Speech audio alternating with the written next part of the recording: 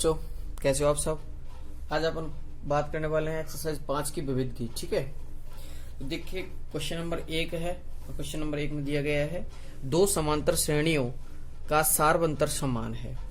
उनमें से एक का पहला पद 8 है और दूसरे का 3 है।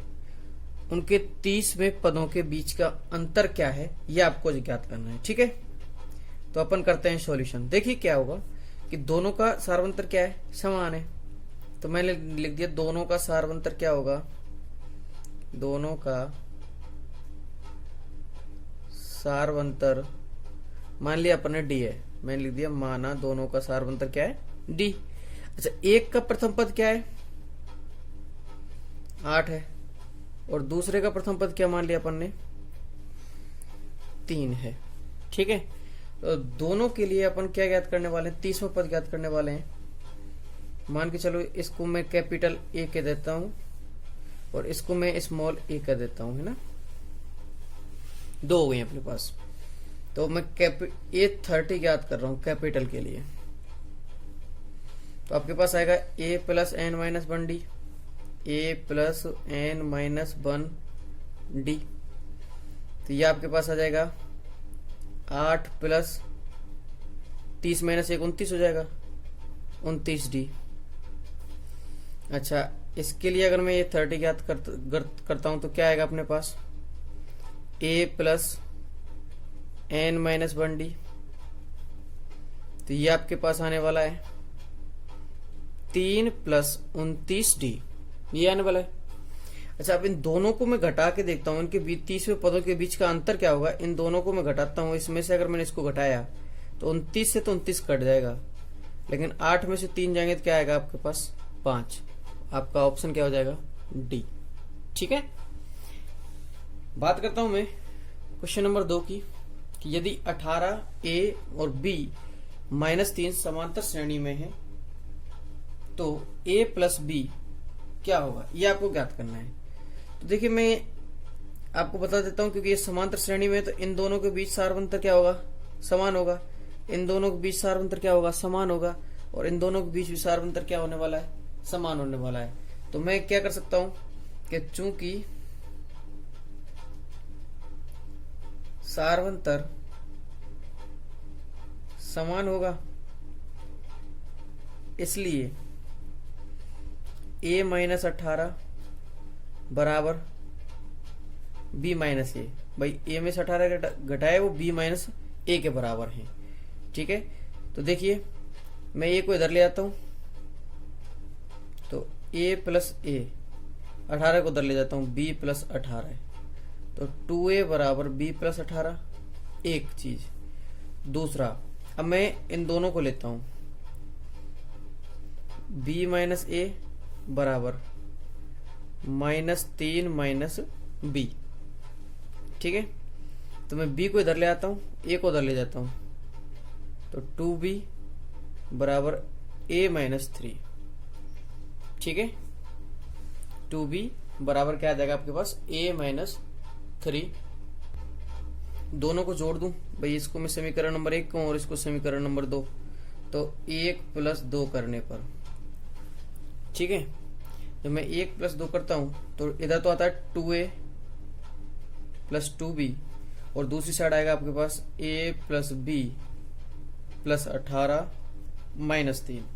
a प्लस b को मैं इधर ले आऊं, देखिए आपके पास आ जाएगा 2a plus 2b minus a minus b। भाई दोनों माइनस के हो जाएंगे, इधर आएंगे तो 18 माइनस 3 करने पर क्या आएगा 15।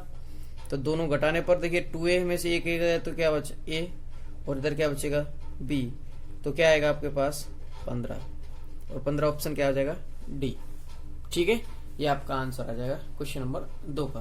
अब बात करते हैं क्वेश्चन नंबर 3 की कि यदि एक समांतर श्रेणी का 7वां तथा 13वां क्रम से 34 और 64 है तो इसका 18वां पद आपको ज्ञात करना है। तो देखिए 7वां पद आपके लिए दिया गया है, सॉल्यूशन 7वां पद।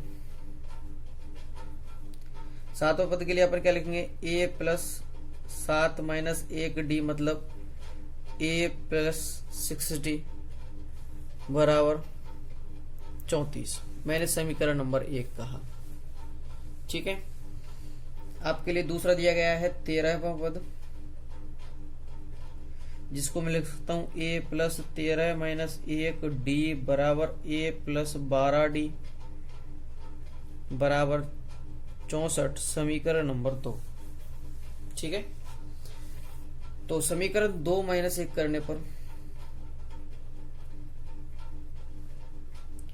तो यह आपके पास आएगा a plus 12 d minus a minus 6 d बराबर 64 माइनस 34। ठीक है, तो a से तो a कट गया, इधर बचेगा 6d बराबर आएगा इधर 30, तो d बराबर आ जाएगा 30 बटे में 6 बराबर 5। d का मान क्या है आपके पास 5। समीकरण 1 में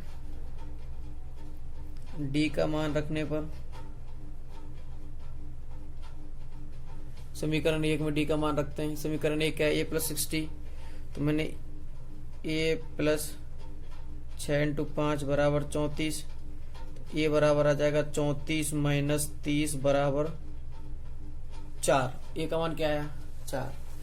अब मैं निकाल सकता हूं क्या 18वां पद, इसलिए 18वां पद बराबर a plus n minus 1d से क्या आएगा आपके पास, a क्या है 4 प्लस n क्या है 18 माइनस 1 और d क्या है आपका 5। ठीक है, तो 4 प्लस 17 गुना 5, 17 पंजे 85, 4 प्लस 85 बराबर हो जाएगा 89, 89। ये आपका कौन सा आ जाएगा 18 पद आ जाएगा, ऑप्शन आपका ए हो जाएगा 89। अब बात करते हैं अपन क्वेश्चन नंबर 4 की। आपके लिए दिया गया है क्वेश्चन नंबर 4 में कि एक समांतर श्रेणी का प्रथम पद a बराबर 2 दिया गया है, d बराबर 8 दिया गया है और n पदों का योग Sn बराबर आपके लिए 90 दिया गया है। ठीक है, तो आपको n का मान याद करना है। तो देखिए क्या होगा कि चूंकि Sn बराबर होता क्या है, मैं यही लिख देता हूं कि n/2 2a plus n minus 1d बराबर 90, ये आपके लिए दिया गया है। तो n/2 2a 2 गुना 2 प्लस n माइनस 1 d का मान क्या है आपके पास 8 बराबर 90। मैं 2 को उधर ले जाऊं, इधर बचेगा n, 4 प्लस 8 का गुना करता हूं 8n माइनस 8,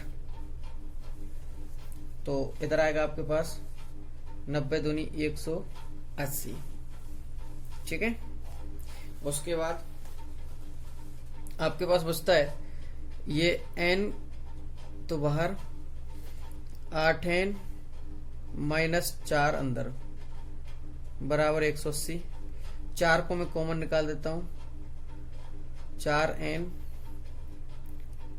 2n माइनस 1 बराबर 180। 4 का मैं भाग देता हूं दोनों तरफ, तो ये आएगा 2n स्क्वायर माइनस n, इधर भाग दिया तो क्या आएगा 45। ठीक है, तो ये आपके पास आ जाएगा 2n square minus n minus 45 बराबर 0। अब आप इसके टुकड़े कर सकते हो। ठीक है, मैं टुकड़े करता हूं इसके, 2 पंजे 45 गुना 2 करने पर 90 आता है। ठीक है, तो मैं लिख सकता हूं क्या 2n square minus 10n plus के 9n माइनस 45 बराबर 0। ठीक है, तो क्या कॉमन आएगा आपके पास 2n, तो ये आपके पास बचेगा n माइनस 5 प्लस 9 कॉमन आएगा तो n माइनस 5 बराबर 0। तो n माइनस 5 बराबर 0 करने पर n बराबर आपका 5 आ जाएगा और 2n प्लस 9 बराबर 0 करने पर n बराबर आपका आ जाएगा माइनस के 9/2। तो ये तो संभव नहीं है, n बराबर 5 आपका ऑप्शन नंबर सी हो जाएगा। ठीक है, क्योंकि ये क्यों संभव नहीं है, क्योंकि ये पूर्णांक में नहीं है पहली बात। तो दूसरी बात ऋणात्मक है, तो इसलिए आपका कौन सा पद सी होगा n बराबर 5। ठीक है, धन्यवाद। मिलते हैं नेक्स्ट क्वेश्चंस के साथ नेक्स्ट वीडियो में।